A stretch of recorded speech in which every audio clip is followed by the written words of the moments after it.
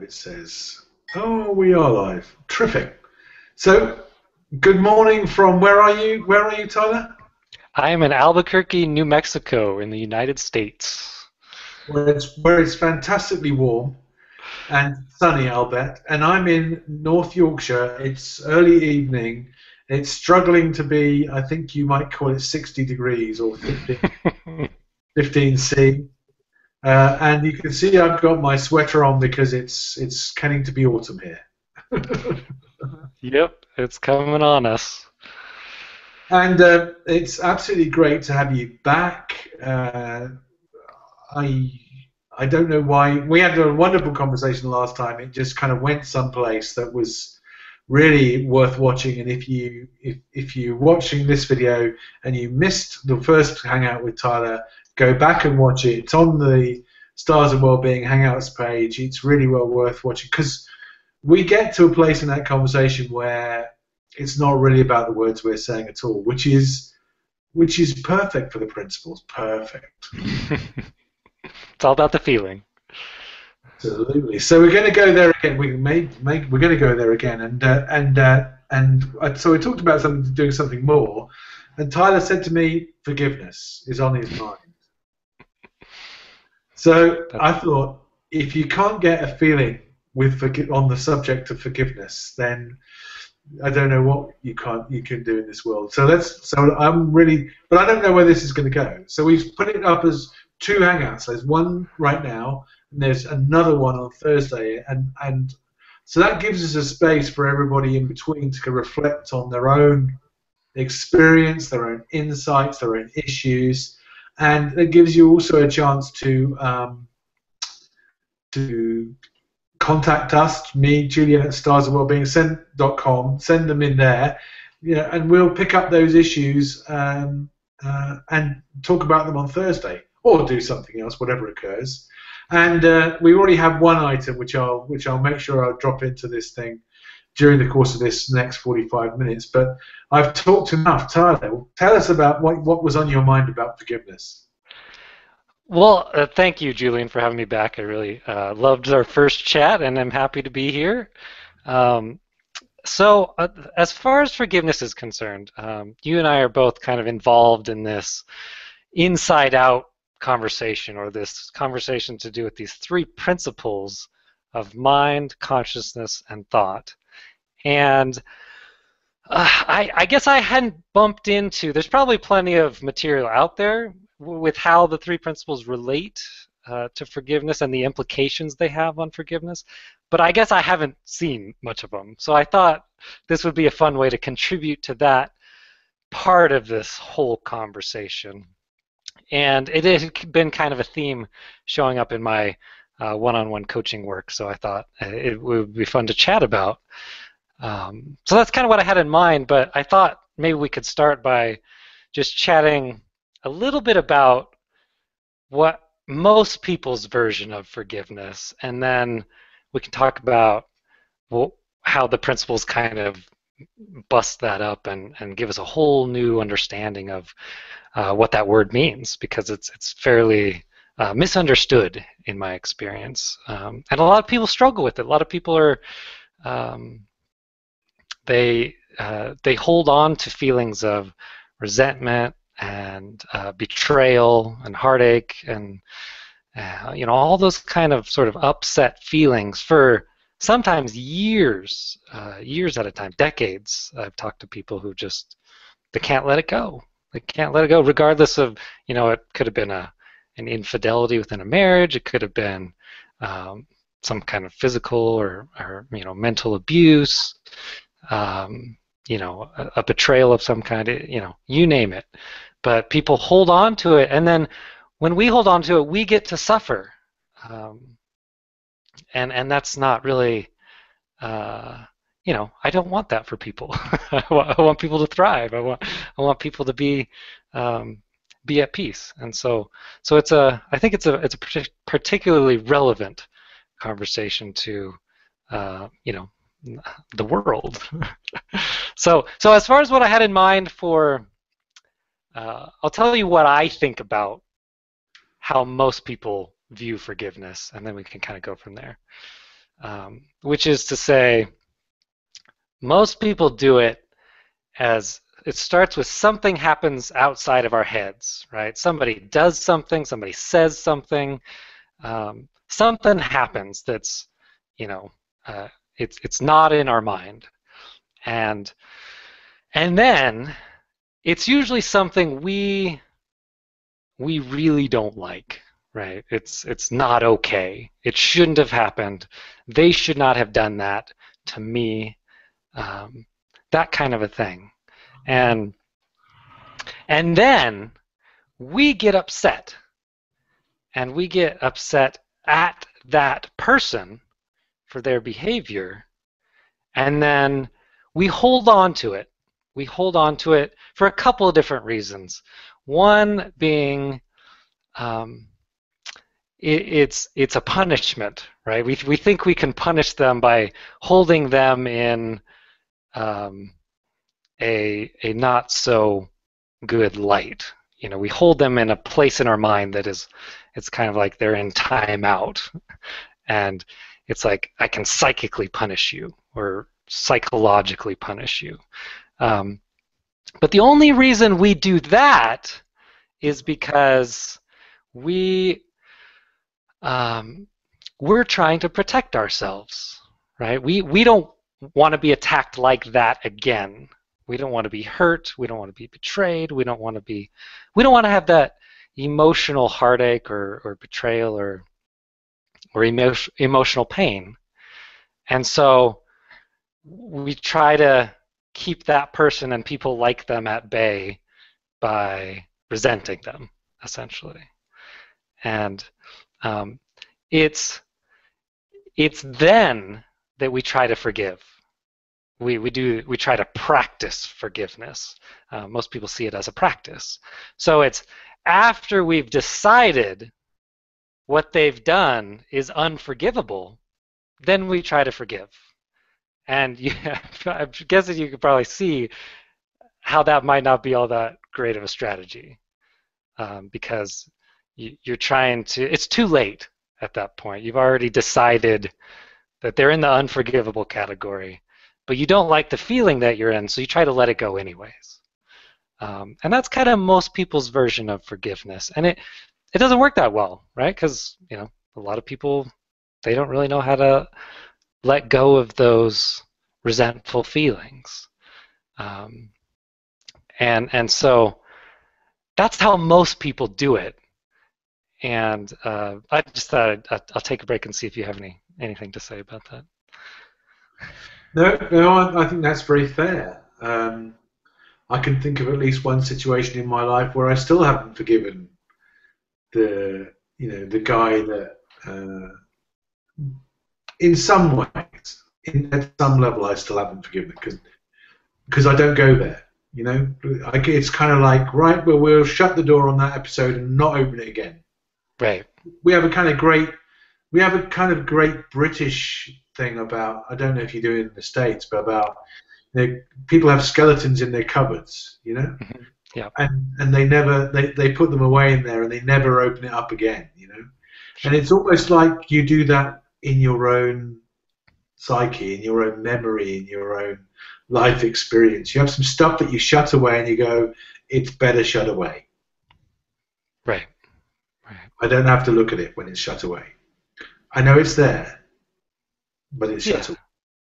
And I'm glad you said that, because that's kind of the best we have until we have a deeper insight about it, is we kind of just avoid it. It's just, let me get as far away from it as possible. I'll remove myself from the situation, you know, whether it be breaking up or divorce or, you know, trying to get somebody put in jail, or, you know, I'm just going to try to remove myself and then not think about it. But it's always kind of going on in the background of your psyche, or in one of those shut doors, like you say. But you know, and then it's at this point where the three principles become relevant. So, you know, essentially what they bring to the table for this conversation is, you know, you've all probably heard this before, but we feel our thinking, right? So there's thought, and then we get to feel that, and that's it. It means that we're not feeling the behaviors or the actions of anybody outside of us. It's a one-to-one causal relationship. Thought creates feeling, and you begin to see that it's coming. We can't get, at least emotionally, you can't be attacked, like you, because the problem that people struggle with is they say, I'm upset because this person dot dot dot, this person did this person did that, and as long as we're operating under that false pretense that anybody can actually be the source of our upset, then we're going to struggle with forgiveness, because we're almost certainly going to try to deal with it outside of our heads, when the source of our upset and our resentment, which is just another form of resentment or upset, it's all inside our minds. It's all thought created, and so we're just looking in the wrong direction. And so it's really valuable to begin to see it's a self-created suffering. Now, it's not on purpose. It's not anybody's fault, because it's just an innocent misunderstanding. But we see that, wow, my upset is coming from me, and my judgment and expectations of that other person. I had thoughts that said this person should behave this way, or this person should behave that way, or they shouldn't behave this way. And because they sort of violated those thoughts, they went against my expectations, then I get to suffer, because that's not okay and that's not right.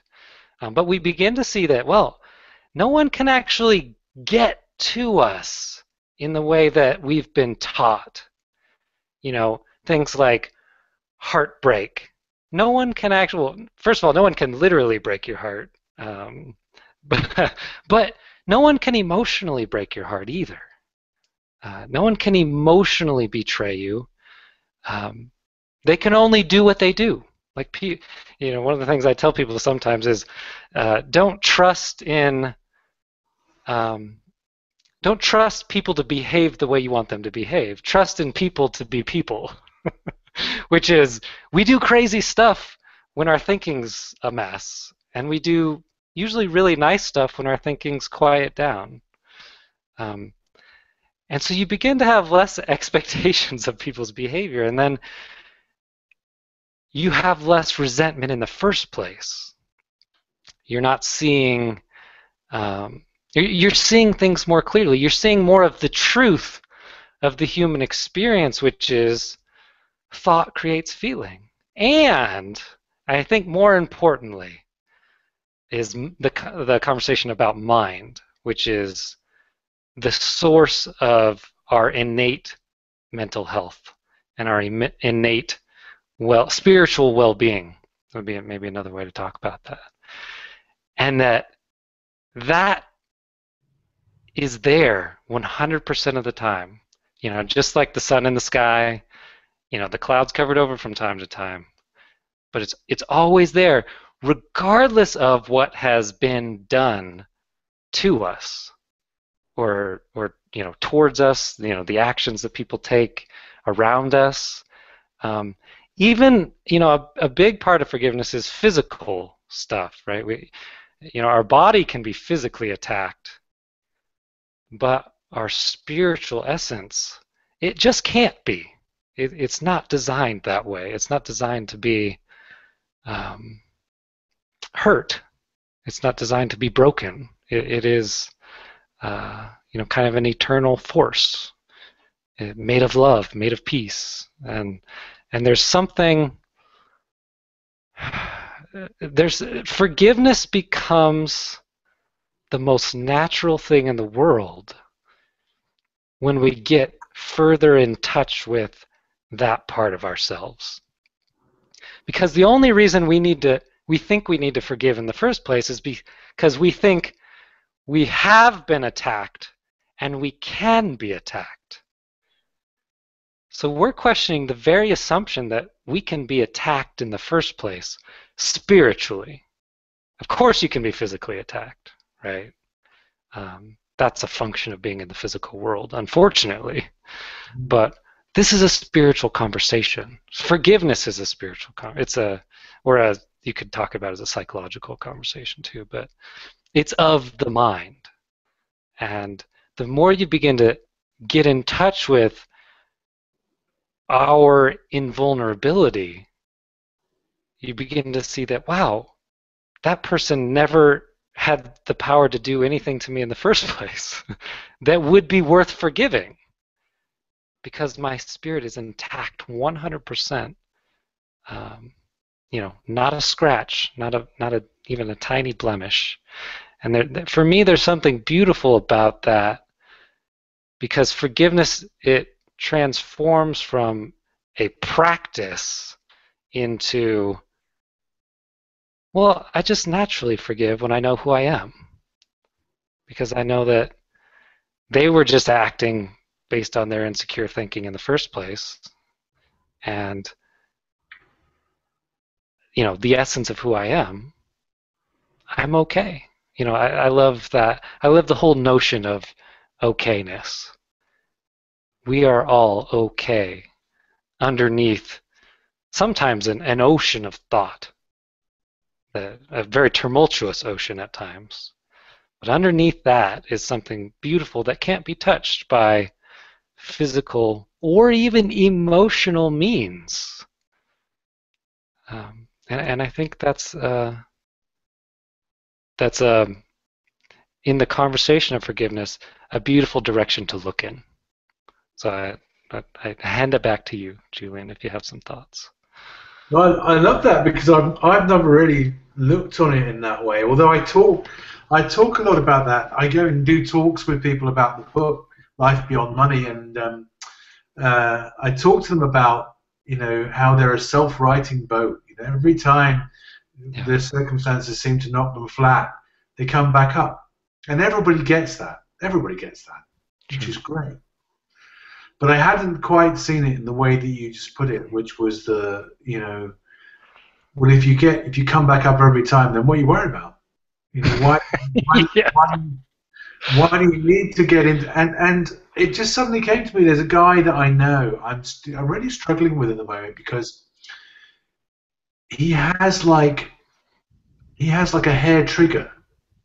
He just gets angry at the moment. He can be okay, and then angry, and it's some kind of, I'm sure it's some kind of self-defense mechanism that he's created, that he feels like before anybody can cause him an issue, he's going to cause them an issue, because then it's not going to, they won't get to him, and yet it's just totally misguided. And I'm not in.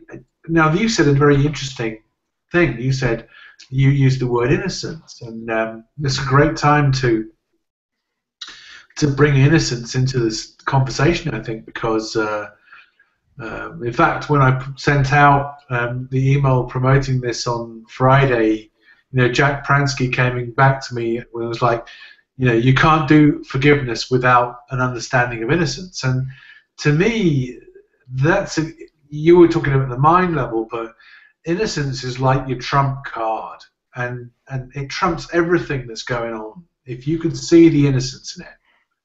And there are two people that showed me that. One was Keith Blevins, and one was Beck, who's my partner. And it was at the time I'd broken up with Beck, and it's at the end of the book. I break up with her in the book, and at the end of that book. And Keith Blevins did some one-on-one coaching with me in front of a room of people, which was kind of interesting, because they were all our friends and they all knew the story. No, they had stories themselves about the story. And one of the wonderful things about that whole session was that Keith was kind of, or what I got from it was like, look, she's got her story about what happened, and you've got yours, and they're not the same story. and don't expect them to be the same story. But he came at it with a lovely story about sometimes people just make an innocent mistake. And for me, the resentment piece and the difficulty with that leads me into there is something to forgive is often a kind of sense that somebody done something maliciously to me, or the way somebody's done something that the way I understand the world to work, it doesn't work that way. Why are they doing that? It's upsetting my model of the world, my experience of life. Why are they doing that? And the moment you can see that, hold on, it's not the way they see it. They're not doing they aren't doing something malicious to you to try and get at you. It's just them going about their business with the way they understand life to happen in this moment, and it's not about you necessarily.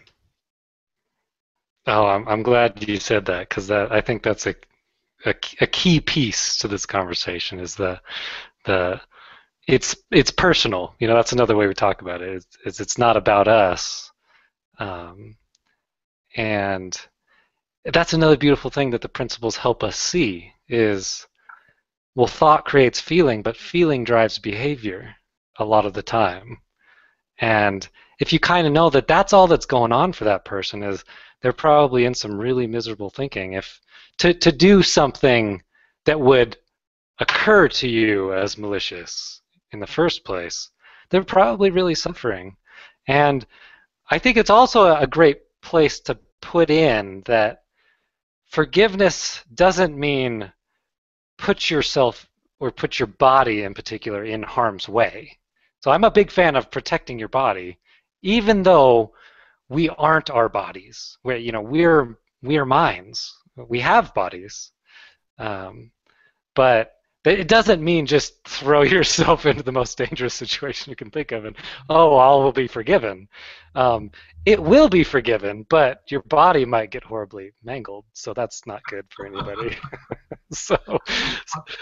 Fortunately, I've never been in that situation. It's only ever been some kind of mental or psychological situation, a thought. Sure. So Keith Blevins, with his wonderful story about, you can just go up, you see somebody in the supermarket who you think is somebody you know well, you go and tap them on the shoulder and they turn around, and it's not them.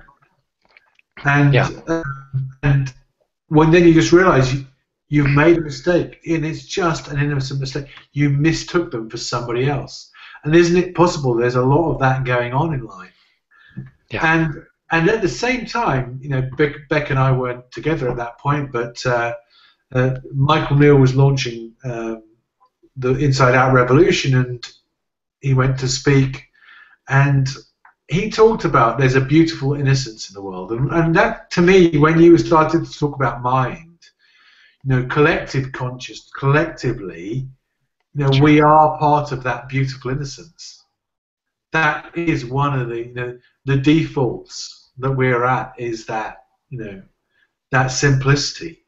That so she got that there's an innocence, and I think she got a sense that what had happened was there was something not quite right about what had happened in the way we were together, and that was the moment you see that, God, the whole skeleton just disappears. Yeah. Or the skeleton stops being something scary. You start getting out of the cupboard going, oh, look, if I show you this bit of the anatomy, that's really quite interesting. Like we're doing now. I mean, they talk about and that's a totally different place to be compared to the guy who's like angry all the time, and you were just intimating implying how much suffering does this guy have in his life? What kind of life experience does he have that he spends almost every day angry at certain points? It's not. And it's not where I'd want to be with my life, I suppose. Yeah. And then at that point, we get to feel compassion for people. who are angry, which is not, most people have not had that experience, or at least not had it very often. Is that we get to see what's really going on. Like, hey, they're only angry because they're suffering. They're not. I mean, they might in a roundabout way trying to be attack me, but that would only ever occur because they're suffering. Because our natural essence is peace. It's joy. It's love. It's connection. And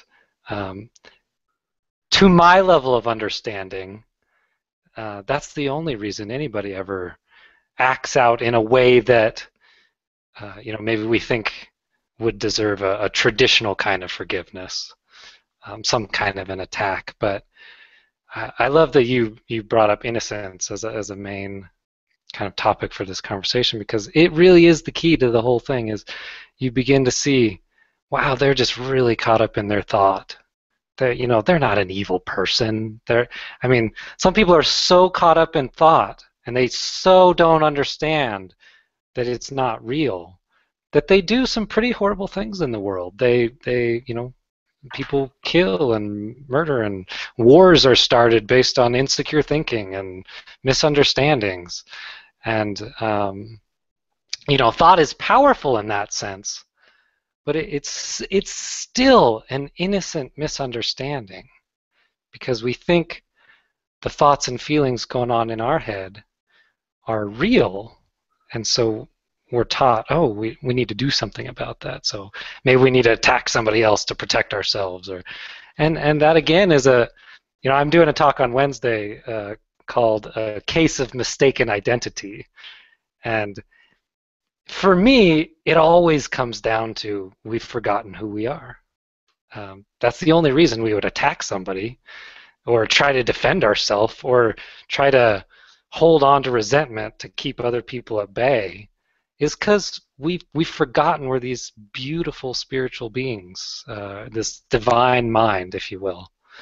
Like we were talking about earlier, it's the physical world can't get to that, which is, for me, just one of the most comforting thoughts in the world, even in the midst of emotional pain or even physical pain, because I still feel both of those things. It's just, it doesn't have quite the same impact on me that they once did. That's quite a good point. I was listening to a guy who, if you remember the Rwandan, I don't know when it was, the beginning of the 90s, where there are two cultural groups, and one just decided to completely destroy the others. And this guy had been to school with another chap who when that came about, this guy that he'd been at school with killed the whole of his family, and he hid, and the rest of his family was massacred. So first of all, they'd been friends at school, or they'd been together at school, and now they were in a situation where they were like this sworn enemies to the point where he'd done committed these atrocities. Sure. And of course, what this guy does now is he kind of goes around the world talking to people about forgiveness, because what he realized was that the only person, he was an artist, this guy, and a dancer and so on, and he realized that he couldn't be creative. His own life experience was completely stunted by this resentment, this rejection, this mental injury that he was suffering. And the first thing he needed to do was to seek out the guy that had killed his family, and to make his peace. Right. And once he'd done that, he was able to move on with his life, which I think is, so you were just saying how it's, as we live in our own world, inside of us, it's only ever us that's limiting us. It's never anybody else. It's only your own thinking that's limiting you. And so that first little very important trump card, the innocence, being able to be compassionate for other people, completely changes the situation if you can and when you can see it that way, I suppose. Yeah. But then there's a real beautiful bounty beyond that. So this guy, Rwandan guy, then goes on to create. He goes on to share his message around the world and influence people and so on. And another big thing that happened out of, I'm going to go to the mind end of the spectrum now, is that out of that massacre, there was an African bank. It was a big financial organization that was created to kind of change politics across that continent, because they all felt they had a responsibility. How could these countries kind of just do this stuff without anybody else, being a party to or helping?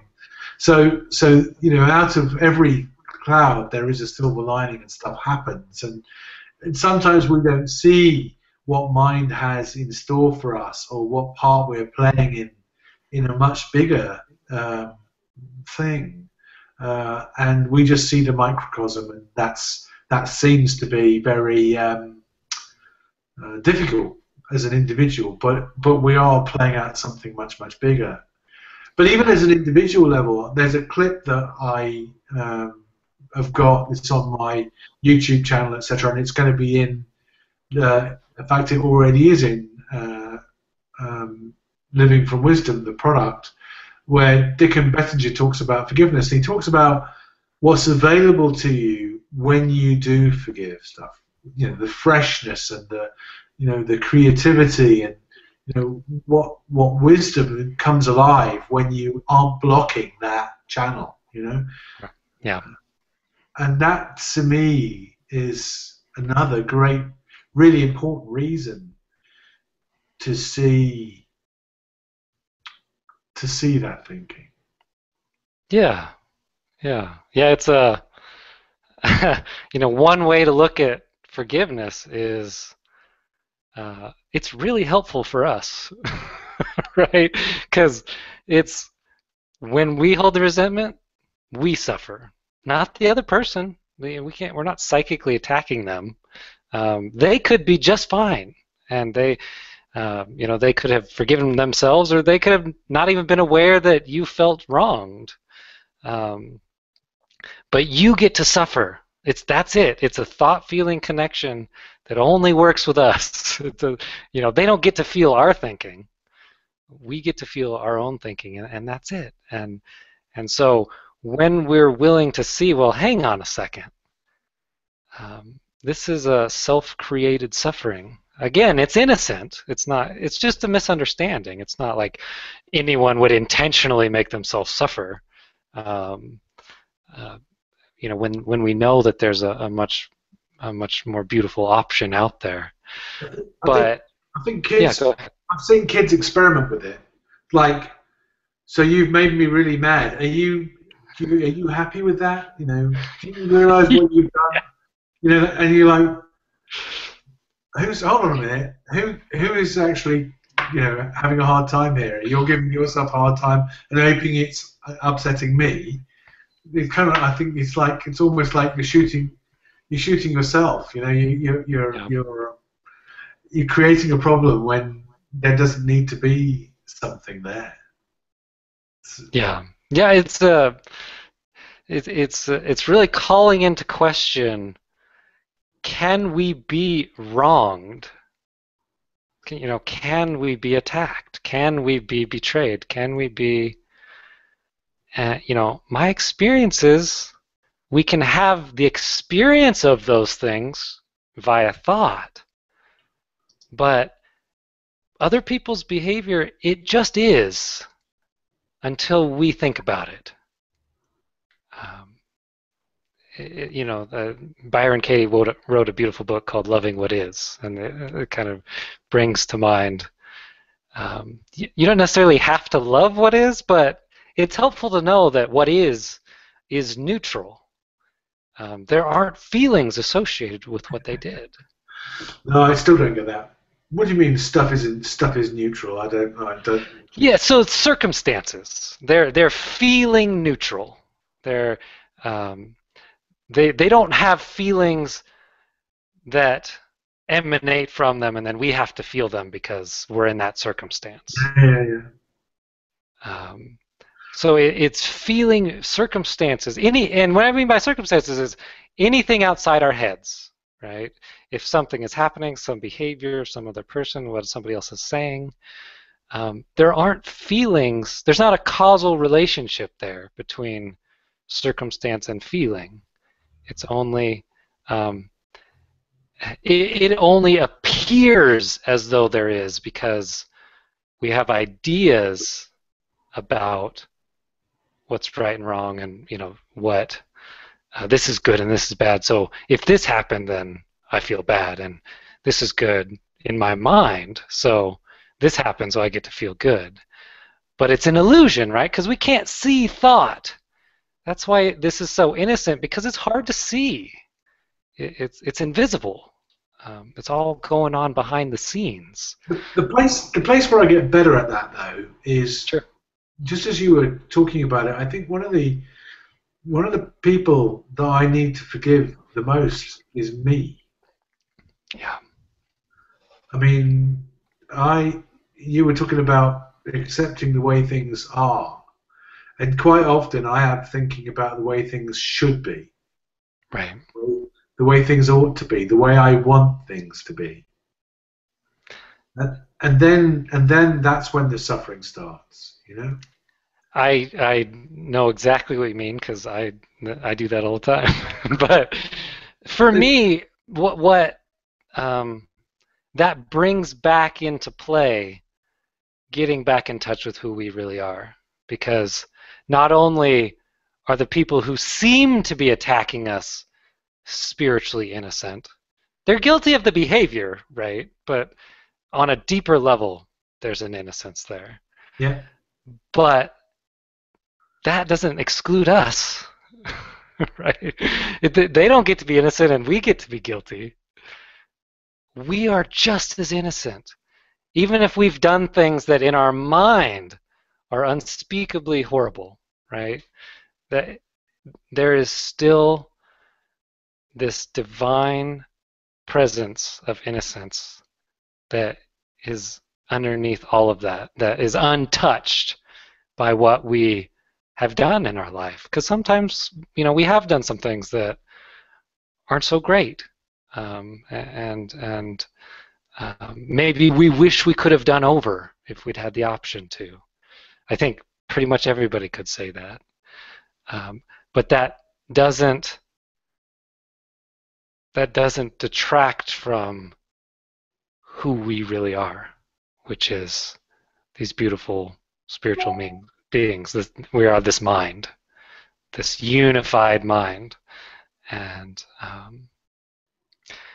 because the other people are also that, then the behaviors that we think we have done to them, they haven't stuck either.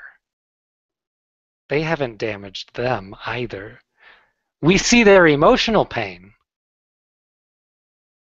and sometimes we can't see past that. So we say, oh, I've damaged them emotionally, or maybe I've damaged them physically. But the truth, at least in my experience and my level of understanding, my current level of understanding, is none of that has a lasting impact on who we really are. And for me, that's the truth behind the illusion. Except that Sure, go ahead. you said right at the start of this conversation that people can hold on to this, skeleton in the cupboard. Yeah. For years, for decades, I mean, I've been in family situations where I think with my grandfather, they had a brother in the family who was like ostracized from the family, and it was like 30, 40 years they wouldn't speak to him, and I mean, so in one sense it could be gone in an instant, and in another sense you can hold on to it for years and years and years. It doesn't mean you can't suffer and you won't suffer, but it does mean that that suffering, like you said, it can, the second you begin to see more of the truth, it can lose its hold over you in an instant. It doesn't mean it will never revisit. It doesn't mean you'll never feel those feelings again, because we don't have control over that, our thinking at that level. So I'm glad you brought that up, because that is important. Of course, there's people suffering out there. Of course, there's people holding on to resentments, and that will continue to happen. But it doesn't have to be that way, and it can lift. I think I first heard Michael Neal say we have an infinite potential for new thought in any moment. And if we're feeling our thinking, and we're stuck in resentment, and we've been stuck in resentment for 40 years, that doesn't mean that in the next moment we might not let it go. Well, eventually, I think what happened was one of the brothers died in this family, as I remember.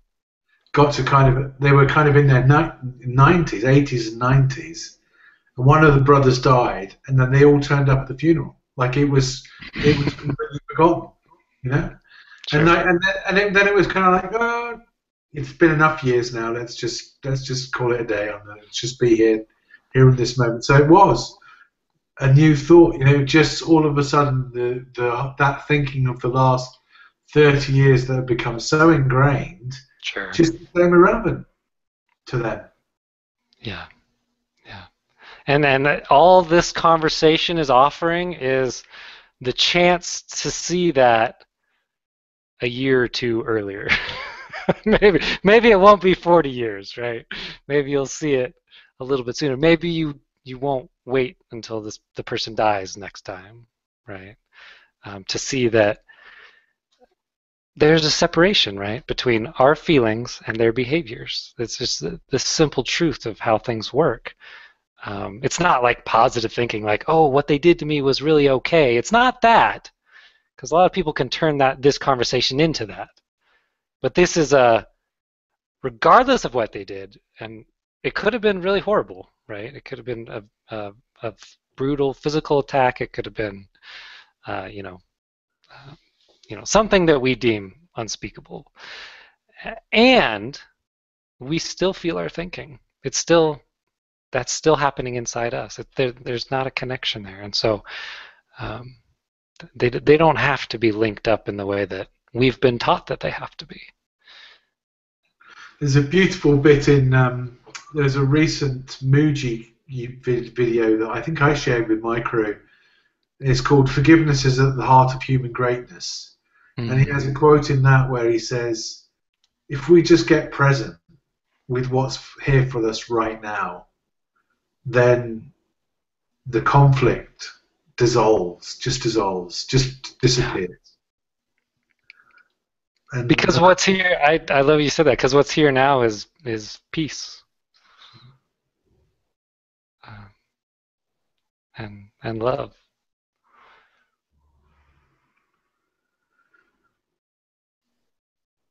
So there's a lot. I mean, I was reflecting this morning about there are a lot of places in life that forgiveness seems to occur. I mean, I've mentioned relationships, I've mentioned family, I could talk about parenting, I could talk about a business situation that I've been in where so lots of different, and I talked about me, my own personal wants, needs, desires, etc. So forgiveness, or the need for forgiveness, or to see that innocence, or just can appear in so many different places in life that I thought it would be really relevant to have this conversation. And people, if you think about it, we're kind of like potentially wandering around. What's his name? Michael Singer in his book An Untethered Soul. He's got this chapter where he's like, if you've got a thorn in your side and you build some structure around it so that you don't move the thorn, because when you don't move the thorn, it doesn't hurt. And then you end up building a structure to support the structure, and then you have to wander around taking account that this structure exists. And there are people like that. Like, I can't talk to him about this because we had that situation, da da da. So Yeah. their whole life is built around the. And if you've got more than one of these, and so Michael Singer in his book, he goes, well, surely it's far better just to pluck the thorn out, and because then you don't have to carry around any of that paraphernalia, etc. And in Yep. fact, if you go the Dick and Vettinger step, you just see, you have much more freedom when you haven't got all these contraptions and this armor strapped to your body, psychologically. Then Yeah. you have so much more freedom to live your life, etc. I think freedom's a beautiful word for it, because that's what people describe uh, after they've forgiven, is freedom. It's a freedom to connect, freedom to love, freedom to be okay again. And in that sense, I think, coming back to the presence thing, it allows you to, if you live your life that way, it allows you to be much more at face value, to see, not to try and read stuff into stuff. Because that's when you get caught up in that misunderstanding that this circumstance isn't neutral. It's malicious. It's about me. It's Yep. trying to harm me. Right. Right. Yeah, and we lose sight of um, ourselves. We forget, or we never really understood in the first place that, you know, even if this happens to my body, or even if I'm stuck in this emotional pain for a while, that's okay. That's part of the human experience. We're sad sometimes. We're angry sometimes. We feel guilty sometimes. I'm not even saying, because forgiveness can be a guilt trip sometimes, right? It's like, oh, you really should forgive, and if you don't, you should feel guilty about it. So it's like, oh no, sometimes we're gonna feel resentful, sometimes we're gonna feel guilty, but it just really, really helps to know what's going on behind the scenes. That's it. That's all this conversation is how does the human experience work? Where's my feeling coming from? What is this innate mental health business? What is that all about? And as we see it more and more deeply, as we have insights about it and revelations, all of this gets really simple. Life, that's the beautiful thing about these principles, is they help us understand life. They help us understand other people. They help us understand ourselves. And there's something, as you and I both know, about a deeper understanding that is transformative. Yeah, it sure feels different to me 2 or 3 years in. Yeah, me too. Me too. So anyway, that's probably a good place to wind it up and to say that we've got another one of these on Thursday. Same subject, and the idea we're experimenting here is to see who we can get some feedback from, to see how you're seeing it, what issues you have, whether any of the stuff that we've talked about is giving you any insights, or there are some stories you'd like to tell us, or whatever. We're open to opening up the whole subject of forgiveness, because it seems to me to be a huge opportunity, and an understanding, a deeper understanding of the principles is going to make life potentially so much easier to navigate. So yeah, see what we can do. So thank you very much, Tyler, for part one. It's my pleasure. Same time, same place, Thursday. I'll be here if you will.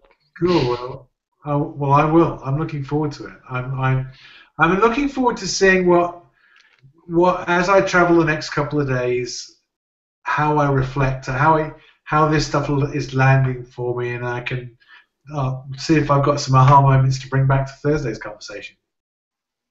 Same here. I'm looking forward to it. Cool. All right. Thanks for your time, everybody.